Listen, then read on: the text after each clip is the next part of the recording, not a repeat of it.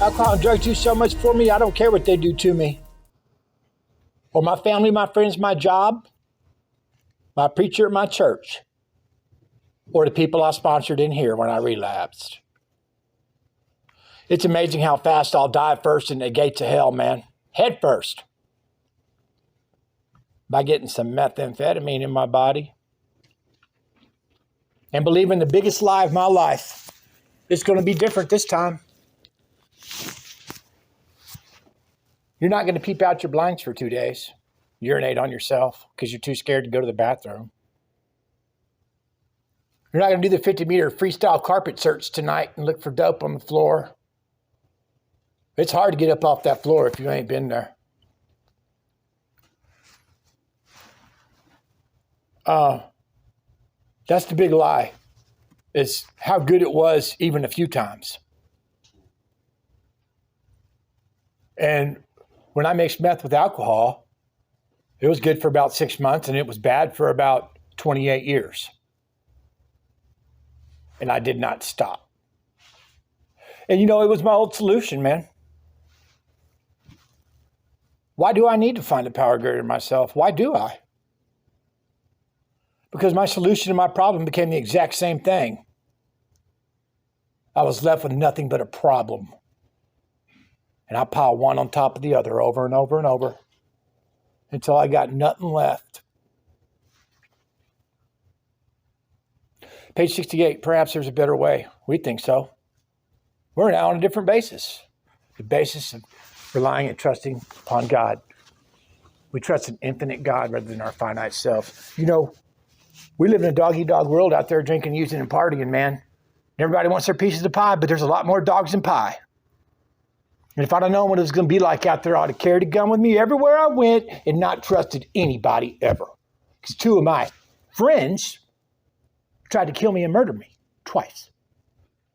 And didn't come put no money on my books or help me out of jail. Those are the kind of people I ended up with, man. And I started to become relying upon fleeting things that are finite, things that will go away. I had a girlfriend, if I sent her for a $40 pair of shoes and gave her 100, that 100 was gone. I could have lit it on fire. It was fleeting. It was finite. It was gone.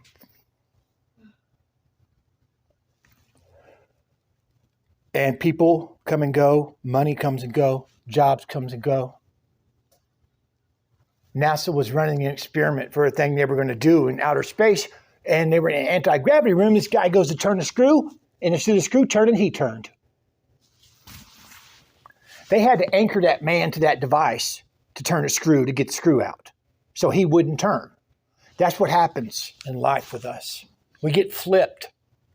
We get flipped by people, money, things that are fleeting and finite that can be destroyed in a heartbeat. And when they leave us and they're gone, what do we rely upon then?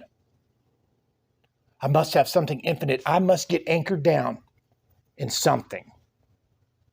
It doesn't have to be my God from church, because my God from church went out the window with Easter Bunny and Santa Claus when he killed my mother, who was a saint, and made me real mad. Mad enough that, hey, maybe you're there, but I don't trust you. And this is all a bunch of BS life. And then meth walked into my life. I mixed it with alcohol. And buddy, it cured my alcoholism.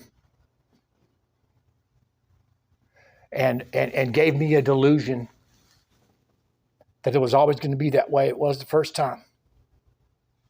It's never going to be that way again. It's going to be different, they say. Yeah, it's going to be worse. So do I use meth to come to believe? Nope. Do I sit around bored and angry to come to believe? Nope. How do I?